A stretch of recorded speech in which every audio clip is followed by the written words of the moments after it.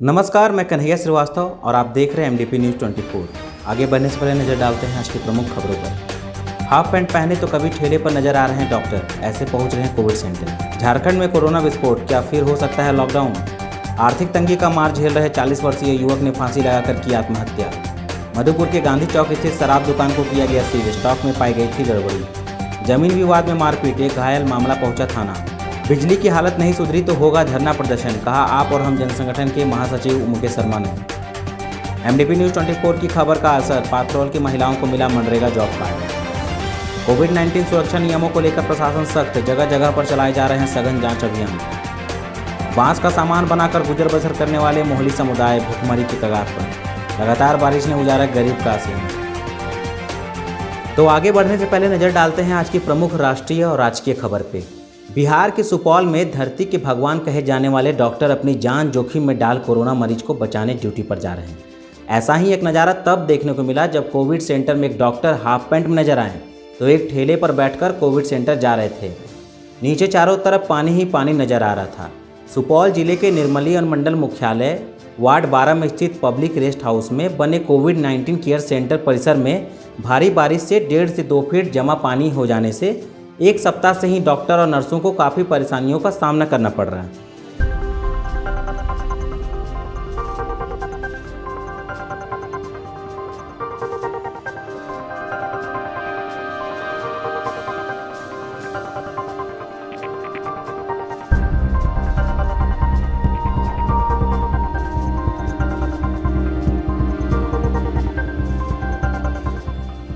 तो इसमें कितने अभी मरीज हैं? अभी 2 मरीज हैं। यह तो पानी से भरा हुआ है। हाँ, फर्स्ट फ्लोर पर रहता है ऊपर, और नीचे हम लोग ठेला से आते हैं जाते हैं। जितने काम है सब ठेला से आना है जाना है। आप हमारी एनएम भी जाती है, वहाँ रहती है, ठेला से पहुँचाया जाता है। फिर एनएम का टाइम होता है तो उसको वहाँ से लाया जाता है ठेले से। आप कहाँ पोस्टेड है? पीएससी निर्मली। नाम सर? डॉक्टर अमरिंदर कुमार। कैसे ले जाते हैं? मरीज को भी ठेला से ले जाएंगे। अभी तो ये एम्बुलेंस गया है, एम्बुलेंस से 2 मरीज को वहाँ उतारे हैं, अब तो ठेला से ही ले जाना पड़ेगा। तो कितना पानी है इसमें? इसमें पूरा ठेला के ऊपर पानी आ जाता है, कमर भर से ऊपर हो गया 3 दिन से।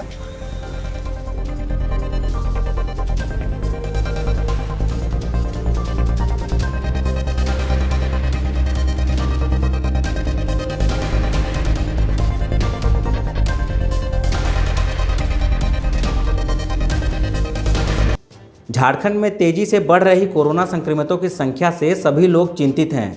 पिछले 24 घंटों में तो कोरोना संक्रमण के एक दिन में अब तक से सर्वाधिक 316 मामले दर्ज किए गए।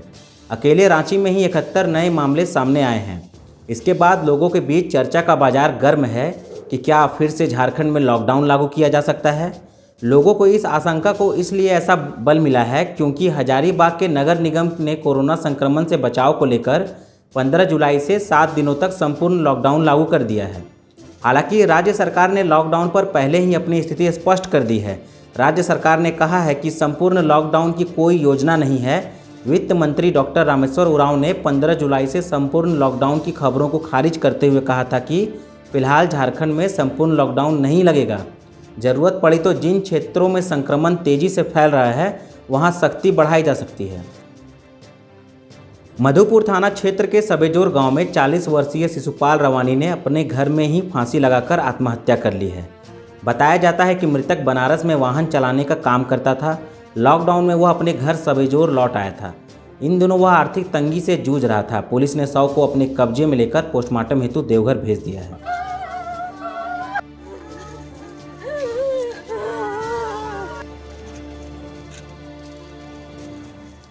मधुपुर गांधी चौक स्थित देसी व विदेशी शराब दुकान में उत्पाद विभाग द्वारा स्टॉक जांच में 107 कार्टून देसी शराब अधिक पाए जाने पर दुकान को सील कर दिया गया है। दुकान संचालक के विरुद्ध मधुपुर थाना में एफआईआर भी दर्ज किया गया है।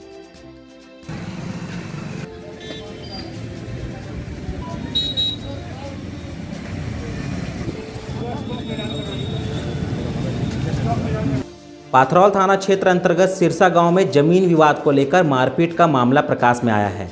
मारपीट में घायल सुखदेव भोक्ता ने बताया कि कल जब वो अपनी जमीन के बाउंड्री में नया गेट खोल रहे थे, उसी समय सुखदेव भोक्ता के संबंधी अजय भोक्ता और रामदेव भोक्ता ने आकर सुखदेव भोक्ता से मारपीट की। अजय भोक्ता के हाथ में कुल्हाड़ी थी और उसने सुखदेव भोक्ता पर वार किया, लेकिन सुखदेव ने उसका हाथ को पकड़ लिया। उसके बाद उसने एक पत्थर उठाकर सुखदेव के सिर पर मार दिया, जिस कारण सुखदेव वहीं बेहोश हो गया। उसके साथ उसका भाई रामदेव भोक्ता भी लाठी लेकर आया था। इस संबंध में पाथरौल थाने में एक मामला दर्ज कराया गया है। पुलिस मामले की छानबीन कर रही है। बताइए क्या हुआ है? मेरा नाम सुखदेव भोक्ता है, घर सिरसा है, थाना पाथरौल पड़ता है।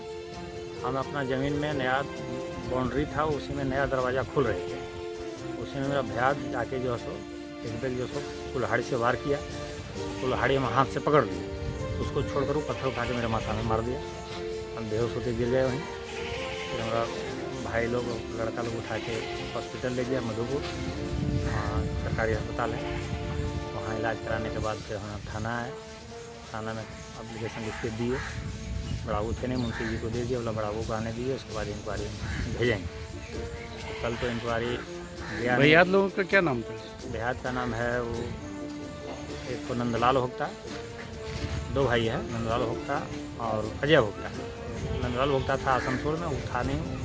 उसका भाई था अजय भोक्ता, वही मारा है पत्थर से। और उसका वो चचेरा भाई रामदेव भोक्ता, वो भी लाठी लेके आया था। मारपीट वो नहीं कर पाया, लेकिन उसको लाठी से। थाना प्रभारी क्या बोले? थाना प्रभारी बोले कि ठीक है, तो अभी हम कल जो इलाज करा के आए वहाँ से, उसमें जो सो रात भर हम सो नहीं पाए। माथा पूरा हमको कि हमें लगता है जैसे फट जाएगा। हम फिर आगे सर हमको ये जो इलाज जो हुआ हमको मधुपुर में, उसमें हम संतुष्ट नहीं है। हमको फिर कहीं जाके बाहर मैंने इलाज करवाना होगा। तो आप साथ हमको ये इंजरी का कार्ड लिख के दीजिए। तो ये दिए कि ठीक है, पहले इलाज कराइए आप, उसके बाद फिर हमको दीजिएगा पट्टी, हम जाएंगे वहाँ घटना। आप और हम जन संगठन की तरफ से एक ज्ञापन अनुमंडल पदाधिकारी को सौंपा गया है, जिसमें बिजली की स्थिति में सुधार की मांग को लेकर जन संगठन द्वारा कभी भी आंदोलन शुरू करने की बात कही गई। ज्ञात हो कि पिछले दिनों भी एक ज्ञापन सौंपा गया था, जिसमें 7 दिनों का समय दिया गया था, मगर बिजली की स्थिति में कोई खास सुधार नहीं देखा जा रहा है। इसका उल्लेख करते हुए इसकी सूचना अनुमंडल पदाधिकारी को दी गई। चूँकि इस बीच धारा 144 लागू है और लॉकडाउन की संभावित स्थिति को ध्यान में रखते हुए जन संगठन द्वारा अगला कदम उठाया जाएगा। हम लोगों ने 7 तारीख मंगलवार को मंडल पदाधिकारी को लचर बिजली व्यवस्था के विरोध में एक ज्ञापन सौंपा था और 7 दिनों का समय दिया था। अगर 7 दिनों के अंदर बिजली की स्थिति में सुधार नहीं हुई तो हम लोग अनिश्चितकालीन आंदोलन शुरू कर देंगे। लेकिन इसी बीच 144 लग गया और लॉकडाउन की स्थिति बनी हुई है। इस कारण से हम लोगों ने तत्काल आंदोलन को स्थगित कर दिया है। और जब हम लोगों ने ज्ञापन देने आया था तो उस समय एसडीओ साहब बिजली विभाग के असिस्टेंट इंजीनियर से टेलीफोन पर मोबाइल पे बात किए थे। उन्होंने 10 दिनों का समय लिया था। 10 दिन आज पूरा हो गया, 11वां दिन है। इसलिए पुनः हम लोगों ने एक ज्ञापन मंडल पदाधिकारी के नाम पर सौंपा है और उसमें हम लोगों ने ये लिखा है कि अगर ये स्थिति रही तो फिर हम लोग 3-4 की संख्या में ही सही, फिर हम लोग आंदोलन अपना कभी भी शुरू कर सकते हैं।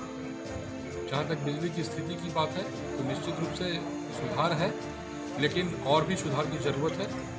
हम लोग चाहते हैं कि कम से कम मधुपुर को वासियों को 22-23 घंटा बिजली मिले, तभी हम लोग इस बारे में कुछ निश्चित तौर पे कर सकते हैं। आज पाथरौल के पंचायत भवन में महिलाओं को बुलाकर मनरेगा जॉब कार्ड वितरित किया गया। ज्ञात हो कि 9 जुलाई को एमडीपी न्यूज़ 24 ने इस खबर को प्रमुखता से दिखाया था कि महिलाओं को जॉब कार्ड नहीं मिलने के कारण काफ़ी परेशानियों का सामना करना पड़ रहा।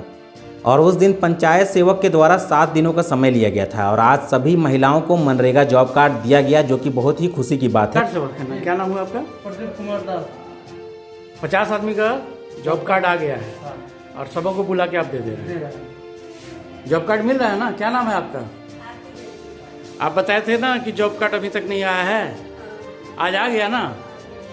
चलिए जॉब कार्ड लीजिए, आराम से काम कीजिए। कोरोना के बढ़ते संक्रमण को देखते हुए जिला प्रशासन द्वारा पूरे जिला में धारा 144 के अंतर्गत निषेधाज्ञा लागू कर दी गई है। कोविड-19 के नियमों का भी सख्ती से पालन करवाने के लिए सभी प्रशासनिक अधिकारियों को आदेश जारी किए गए हैं। इसी को लेकर प्रतिदिन विभिन्न चौक चौराहों पर मधुपुर पुलिस प्रशासन के द्वारा चेकिंग अभियान लगाकर मास्क पहनने के लिए लोगों को जागरूक किया जा रहा है। जो मास्क नहीं पहने हैं वैसे लोगों पर भी प्रशासन सख्ती से बर्ताव कर रही है और उन लोगों से भी आग्रह कर रही है कि मास्क पहनकर ही अपने घरों से बाहर निकलें।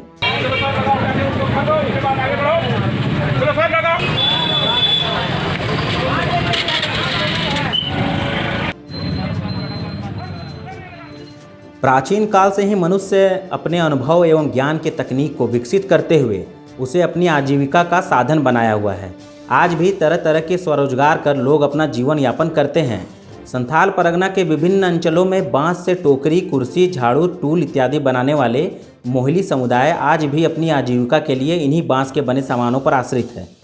करौं प्रखंड स्थित लाल पोखर में रहने वाले मोहली समुदाय पर लॉकडाउन के कारण आर्थिक संकट गहरा गया है, क्योंकि यह समुदाय गांव-गांव घूम कर या किसी मंदिर के बाहर सामानों को बेचकर ही अपना गुजर बसर करता है।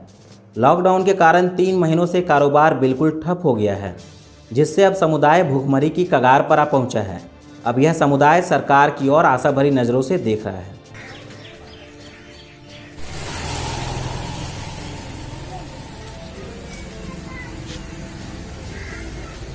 मार्गोमुंडा प्रखंड के चितनारी गांव में एक गरीब मजदूर का घर लगातार बारिश की वजह से ढह गया। पीड़ित ने कहा कि एक तो कोरोना की वजह से लॉकडाउन लगा हुआ है, हर दिन नुकसान हो रहा है, कोई रोजगार का साधन नहीं है, ऊपर से घर गिर जाने से काफ़ी परेशानियों का सामना करना पड़ रहा। पीड़ित ने बताया कि 2013 में इंदिरा आवास का निर्माण किया गया था, जो केवल 7 वर्ष में ही गिरकर ध्वस्त हो गया। हालांकि इसकी सूचना पाकर प्रखंड कार्यालय से सीआई अवधेश पंडित व प्रफुल्ल राय जांच पड़ताल करने के लिए स्थल पर पहुंचे। मुखिया शहीदा बीवी ने कहा है कि गिरे हुए घर की सभी तरह की कागजात प्रखंड कार्यालय में आप जाके जमा कीजिए। पीड़ित ने सरकार से मदद की गुहार भी लगाई है। दिवाली पूरा एकदम खत्म हो गया।